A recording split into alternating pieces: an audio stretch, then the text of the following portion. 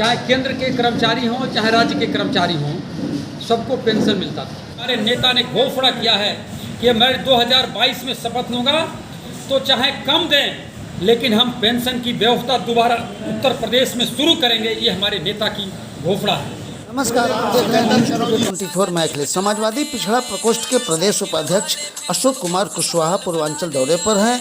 सपा की को फतह दिलाने तथा राष्ट्रीय अध्यक्ष अखिलेश यादव समाजवादी पार्टी के संदेश व विकास कार्यों को लेकर काम बोलता है के तहत उद्देश्य से जनता में जा रहे हैं ताकि कार्यकर्ताओं को मजबूती से 2022 के चुनाव में मजबूत किया जा सके।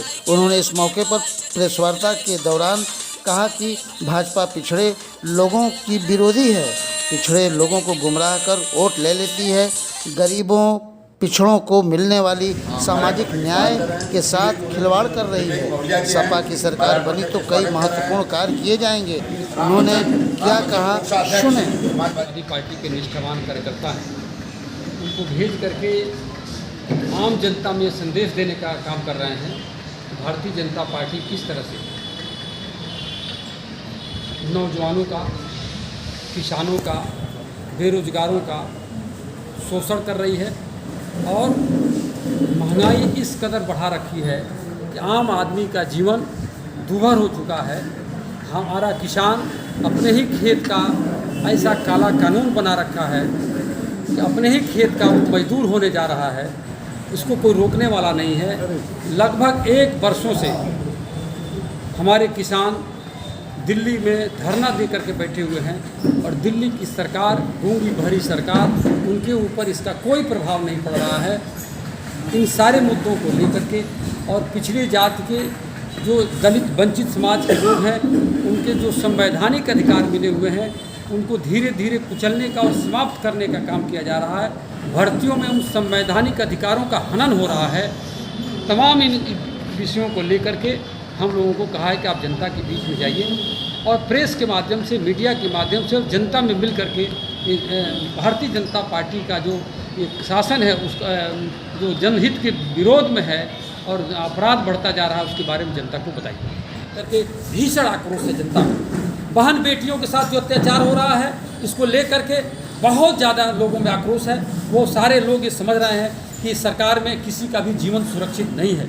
हमारे नेता ने जब मुख्यमंत्री थे तो उन्होंने जात भेद देख करके नहीं, वर्ग भेद देख करके नहीं, सर्व समाज के लिए काम किया था और उन्होंने उसी सोच की देन थी उनकी कि पहला उन्होंने शपथ लेते ही घोषणा किया कि समाज का कोई भी नौजवान लड़का हो उसको हम लैपटॉप देंगे।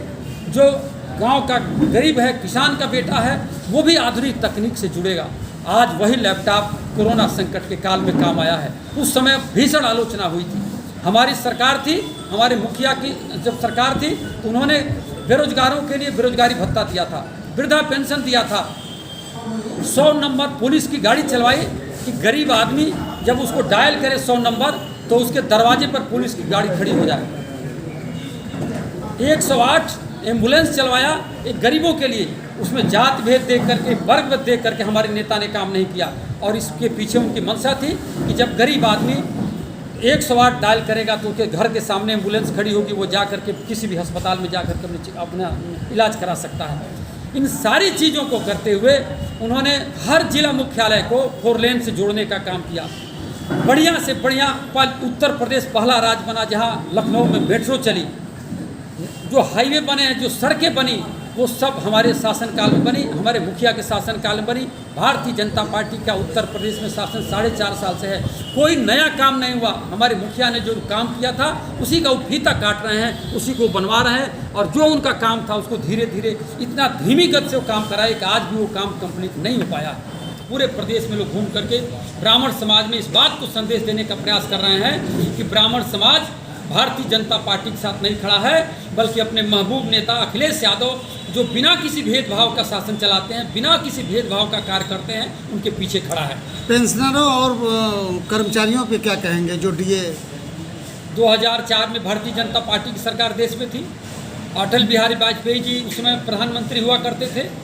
बिना कुछ सोचे एक बुढ़ापे का बहुत बड़ा सहारा हुआ करता है सरकारी नौकरी से रिटायर हुए व्यक्ति का। वो 4,000 पाए, चाहे 20,000 पाए, चाहे 2 लाख रुपया पेंशन पाए, एक बहुत बड़ा सहारा है कि हम किसी के ऊपर निर्भर नहीं हैं। एक कलम से भारतीय जनता पार्टी ने आरएसएस के इशारे पर इसको ख़त्म कर दिया। उसके बाद कई सरकारें बनी, लेकिन बराबर इसकी उपेक्षा होती रही। कांग्रेस की सरकार में भी ये मांग होती रही, लेकिन हमारे नेता ने घोषणा किया है कि मैं 2022 में शपथ लूँगा तो चाहे कम दें, लेकिन हम पेंशन की व्यवस्था दोबारा उत्तर प्रदेश में शुरू करेंगे। ये हमारे नेता की घोषणा है। धन्यवाद। इस मौके पर पत्रकार वार्ता के दौरान जिलाध्यक्ष रामधारी यादव, पूर्व जिलाध्यक्ष राजेश कुशवाहा, हरविंदर विश्वकर्मा, जिलाध्यक्ष पिछड़ा वर्ग अशोक बिंद, हरवंश यादव, देवनाथ कुशवाहा, परशुराम बिंद, राजेश गौड़, अखिल भारतवर्षीय यादव महासभा के ब्रिज किशोर यादव उर्फ पप्पू यादव, अनिल यादव प्रधान, सदानंद यादव, चंद्रिका यादव समेत काफ़ी संख्या में नेता व कार्यकर्ता मौजूद रहे। न्यूज़ टुडे 24 बने रहे ऐसी ताज़ा तरीन खबरों के लिए। नमस्कार।